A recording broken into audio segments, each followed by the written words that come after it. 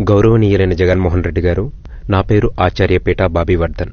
పాత్రికేయుడిగా, పాత్రికేయ అభ్యాసన విద్యా సంస్థలో ఆచార్యునిగా దశాబ్దాల నుంచి దేశ రాష్ట్ర రాజకీయాల్ని క్షుణ్ణంగా పరిశీలిస్తున్నవాణ్ణి. మీ నాన్నగారి దగ్గర నుంచి మీ ప్రతి అడుగు గమనిస్తున్నవాడిని. ఈ ఎన్నికల్లో మీ పార్టీ ఘోర ఓటమికి మీరు తప్ప మరేదీ కారణం కాదు. అది ఎందుకో మీకు ఖచ్చితంగా చెప్పాల్సిందే, లేకుంటే మరోసారి మీరు దెబ్బతింటారు. ఎందుకు ఓడిపోయామో అంతుపట్టడం లేదనడం, ఇంత చేసినా ఓటేయలేదని జనాలపై నింద మోపడం, ఈవీఎం ట్యాంపరింగ్ జరిగిందని చెప్పి మరోసారి తప్పు చేస్తున్నారు. మనం ఏం చెప్పినా జనాలు గుడ్డిగా నమ్మేస్తారని మీ కోటరీ చెప్పిన మాటలు వినే ఎంతవరకు తెచ్చుకున్నారు. మళ్లీ ఇప్పుడు అదే పొరపాటు చేస్తున్నారు. అందుకే ఏ కారణాలతో ప్రజలు మిమ్మల్ని ఎంతలా పరాభవించారో మీకు గుర్తు చేస్తున్నా. అన్నిటికంటే ముఖ్యంగా చంద్రబాబును చూసి ఓటేసే వాళ్లకంటే మీ పద్ధతి నచ్చకే కూటమికి ఓటేసేవాళ్లే ఎక్కువనే నిజాన్ని మర్చిపోవద్దు మీరు.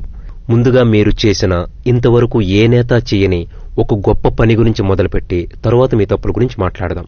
వైసీపీ స్థానిక నేతనే కాదు, ఒక sarpanch, MPTC, ZPTC, MLA, MP, చివరికి ఒక మంత్రికి కూడా మధ్యవర్తిత్వం లేకుండా పేదలకు, లబ్ధిదారులకు నేరుగా పథకాలను అందించారు. దానికి మీకు ముందుగా హ్యాట్స్ ఆఫ్. చంద్రబాబు గారు కూడా ఎప్పుడూ ఇది చేయలేకపోయారు. ఈసారైనా ఆయన ఈ విషయంలో మీ బాటలో నడవాలనేది నా ఆకాంక్ష. ఇక మీ గురించి మాట్లాడుకుందాం. ఏం చేసినా, ఎన్ని అబద్దాలు ఆడైనా ముందు ముఖ్యమంత్రినైపోతే తరువాత మనకు నచ్చింది చేసుకోవచ్చని మీరు అనుకున్నారు. కానీ సాధ్యం కాని హామీలు ఇచ్చి కుర్చీ ఎక్కి ఆనక అమలు చేయకపోతే చరిత్రహీనుడిగా మిగిలిపోతారు. పక్కన పెట్టండి.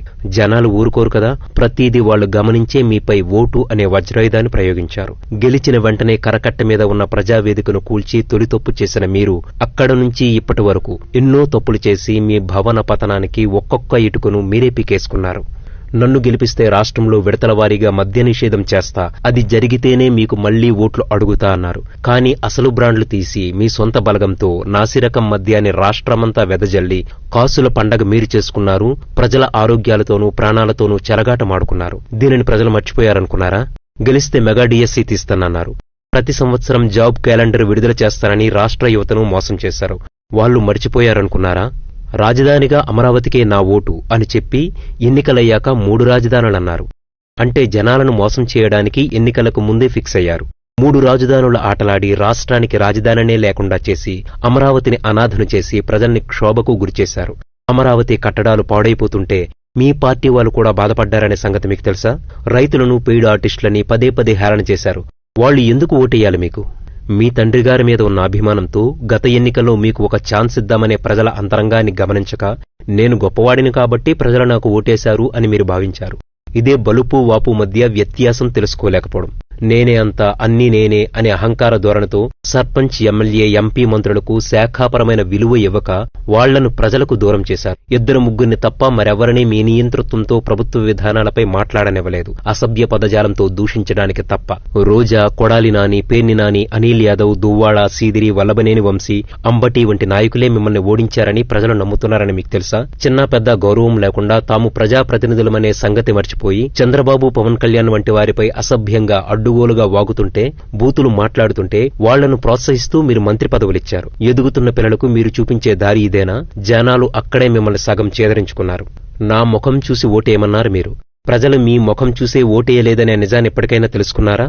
మీ సలహాదారులే మీరు చేసిన తప్పులకు శహబాష్ దొరా అని పొగుడుతుంటే చేస్తున్న తప్పుల్ని మీరు తెలుసుకోలేక మరిన్ని తప్పులు చేశారు. వాళ్లు మిమ్మల్ని పక్కదారి పట్టిస్తున్నారనే సంగతిని గుర్తించలేకపోయారు. రాజకీయాలతో సంబంధం ఉన్నవారిని, లేనివారిని తేడా లేకుండా ఎంతో మందిని అధికార మదంతో అవమానించి ఆనందించారు. చిరంజీవి, మహేష్ బాబు, ప్రభాస్ వంటి వాళ్లను దూరంలోనే కార్లను ఆపేసి వాళ్లను నడిపించి చిరంజీవి నమస్కారం చేస్తుంటే పట్టించుకోనట్టుగా ప్రవర్తించి, అది చాలదన్నట్లుగా ఆ వీడియోలను రిలీజ్ చేసి నేనే గొప్పవాణ్ణి అన్నట్లు వ్యవహరించారు మీరు. ఆ ఘటనను తెలుగు ప్రజలెవరూ అంత తేలిగ్గా మర్చిపోలేదు. సొంత సామాజిక వర్గం అధికారుల్నే చుట్టూ మోహరించారు. అన్నింటా వాళ్లకే అవకాశాలిస్తుంటే మిగతా వాళ్లు మీకు దూరమవరని భ్రమించారా? సంక్షేమం పేరుతో డబ్బు వెదజల్లితే జనం నమ్మేస్తారని భ్రమలో జీవించారు మీరు. పోర్టులు, మెడికల్ కాలేజీలు తప్ప అభివృద్ధి పట్ల అవగాహన లేక పెంచుకోక దానిని పక్కన పెట్టేస్తే జనాలకు మండదా?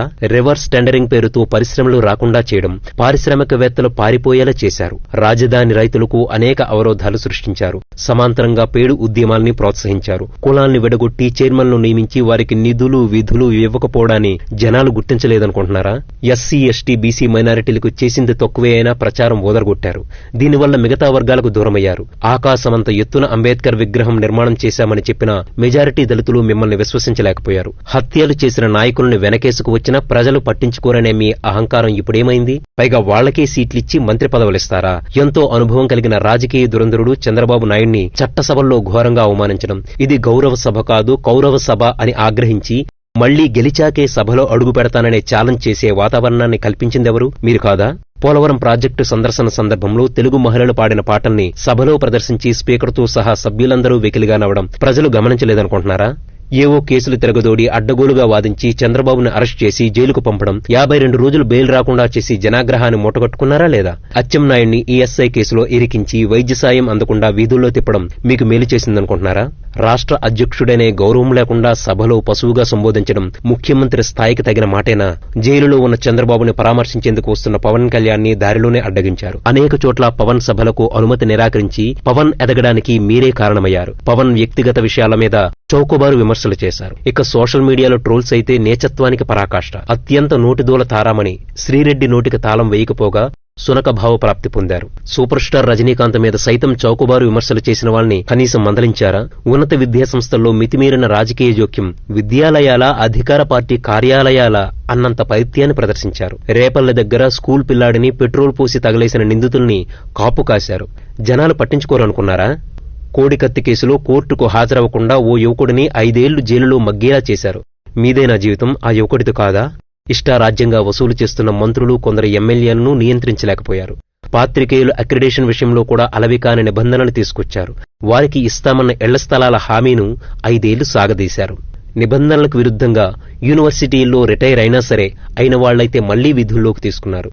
ఉత్తరాంధ్ర సుజల స్రవంతిని నీరు కార్చారు. కేంద్రీయ గిరిజన విశ్వవిద్యాలయానికి స్థలం కేటాయింపు విషయంలో తాత్సారం చేసి నిధులు కోల్పోయేలా చేశారు. విశ్వవిద్యాలయాల్లో అధ్యాపక నియామకాలు చేపట్టకుండా ర్యాంకుల పట్టికలో కిందకి జారేలా చేశారు. శారదాపీఠానికి అడ్డగోలుగా భూమి కేటాయించారు. ఆశ్రమానికి ప్రభుత్వ ఖర్చులతో 4 లైన్ల రహదారి నిర్మించారు.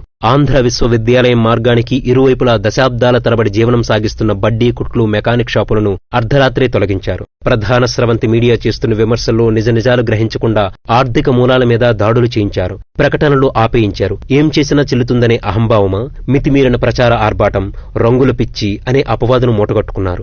ఉద్యోగుల మధ్య చీలికలు తెచ్చి వాళ్లు ప్రశ్నించే హక్కును కాలరాశారు. పర్యటనల సందర్భంగా పచ్చని చెట్లను నరికేసి పర్యావరణాన్ని నాశనం చేశారన్న విమర్శను మోశారు. విశాఖలో ప్రఖ్యాత పర్యాటక ప్రదేశమైన ఋషికొండ గుండెని తొలచి విలాసవంతమైన భవనాలు నిర్మించి ప్రతిపక్షాల, ప్రజా సంఘాల, రాష్ట్ర ప్రజల ఆగ్రహానికి గురయ్యారు. తెలుగు వాళ్లే కాకుండా దేశ ప్రజలంతా విశ్వసించే తిరుమల తిరుపతి దేవస్థానం ప్రతిష్టను దిగజార్చడానికి మీరు చేసిన ప్రతి ప్రయత్నాన్ని ప్రజలు మర్చిపోలేదు జగన్. విగ్రహాల తలలు చేతులు నరికేంత, రథాలు తగలబెట్టేంత స్వేచ్ఛ ముష్కరులకు ఎవరిచ్చారు? అంత ఘోరం జరిగిన తర్వాత మీరు స్పందించే తీరు ఎందరిని గాయపరిచిందో మీకు తెలుసా? నిరుద్యోగ యువతను పూర్తిగా విస్మరించి భవిష్యత్ మీద ఆశలు కల్పించలేకపోయారు. సొంత మీడియా సంస్థల్ని సర్కారు బాకాలుగా మార్చేశారు. ఇప్పటికీ అదే ధోరణి. 5 ఏళ్ల పదవీ కాలంలో ఒక్కసారైనా మీడియా సమావేశం ఏర్పాటు చేశారా? మీడియాని ఎదుర్కోవడానికి భయపడ్డప్పుడే మీ ఆత్మసాక్షిని పరిగణలోకి తీసుకోవాల్సింది. మర్డర్ చేసి డోర్ డెలివరీ చేసిన వారిని, సొంత బాబాయి హత్యకు కారణమైన వారిని అందలమెక్కిస్తే జనాలు పట్టించుకోరనుకున్నారా? సొంత తల్లిని, చెల్లిని ఇబ్బంది పెట్టారు. నీ బూతుల అనుచరగణం నీ చెల్లిని అంటుంటే మీరు ఆనందించారు. పైగా తన చీరపై మీరే కామెంట్ చేశారు. జనాలు వదులుతారనుకున్నారా? చివరికి ఎన్నో కష్టాలు పడి, మాటలు కాసి, అవమానాలు ఎదుర్కొని మిమ్మల్ని గెలిపించిన కార్యకర్తలను కూడా మీరు నిర్లక్ష్యం చేయలేదా? వాళ్ళకేం మర్యాద దక్కింది? చివరిగా ఒక మాట, సంక్షేమ పథకాలు అందుకునే ఒక రైతు డబ్బులున్నాయి ఇచ్చేస్తున్నారు, డబ్బులైపోతే ఏం చేస్తారు సీఎం గారు అని ప్రశ్నిస్తే మీ సమాధానం ఏంటి? రాష్ట్రానికి ఈ 5 ఏళ్లలో మీరు తెచ్చిన ఆదాయం ఎంత? చేసిన అభివృద్ధి ఏంటి? రాజ్యాంగానికి కట్టుబడి మరికొన్ని అంశాలను నేను ప్రస్తావించడం లేదు. అవేంటో మీకు తెలుసు, నాకు తెలుసు, ప్రజలందరికీ తెలుసు. నా రాజ్యం నా ఇష్టం అని ఇలా ఎన్నో చేశారు. ఇన్ని చేసి అయ్యో ఏం జరిగింది, అంతుబట్టడం లేదే అంటే ఎలా అవుతుంది చెప్పండి జగన్? పాపం మీకు అర్థం కావడం లేదేమోనని జనాలు అర్థం చేసుకుని మరోసారి కూడా అర్థమయ్యేలా చెబుతారు.